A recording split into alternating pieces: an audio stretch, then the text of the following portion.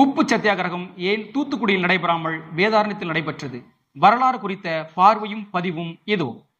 பாபு சிதம்பரனார் போன்ற பெருந்தலைவர்கள் தூத்துக்குடியில் இருந்த பொழுதும் வேதாரண்யத்தில் நடைபெற்ற இந்நிகழ்வு அனைவரையும் வியக்க வைக்கிறது. இந்தியாவில் உப்பிற்கு முன்னுரிமை வகிக்கும் தூத்துக்குடியில் உப்பு சத்தியாகிரகம் நடைபெறாமல் ஏன் வேதாரண்யத்தில் நடைபெற்றது என்பதை தெரிந்து கொள்வதற்கு முன்பு உப்பு சத்தியாகிரகம் ஏன் நடைபெற்றது என்பதை தெரிந்து கொள்ள வேண்டும். இந்தியாவில் உப்பு மீதான வரி விதிப்பு ஆரம்ப காலத்தில் இருந்தே இருந்து வருகிறது.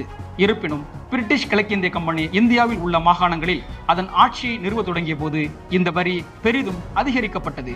1835ஆம் ஆண்டில் இந்தியா உப்பு இறக்குமதியை எளிதாக்க சிறப்பு வரிகள் விதிக்கப்பட்டன.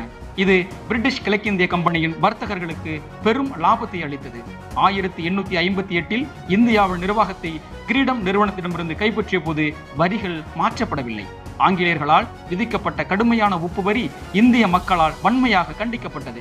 1885இல் பம்பாயில் நடந்த இந்திய தேசிய காங்கிரஸ் முதல் அமர்வில் ஒரு முக்கிய காங்கிரஸ் தலைவர் எஸ்.ஏ. சாமிநாத ஐயர் உப்பு வரி பிரச்சனையை எழுப்பினார்.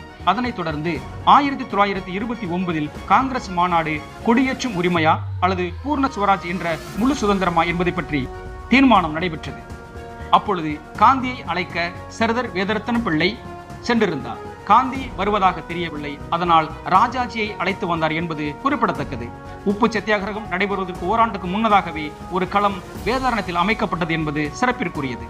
வேதரத்னத்தின் சொந்த ஊரான வேதாரண்யத்தில் அவருக்கு சொந்தமான இடத்தில் உப்பு எடுக்கலாம் என முடிவு செய்யப்பட்டு அதன் பொருட்டு வேதாரண்யத்தில் ராஜாஜி மற்றும் சர்தார் வேதரத்னம் இருவரும் சேர்ந்து அகசியன் பள்ளியில் உப்பு எடுத்தனர்.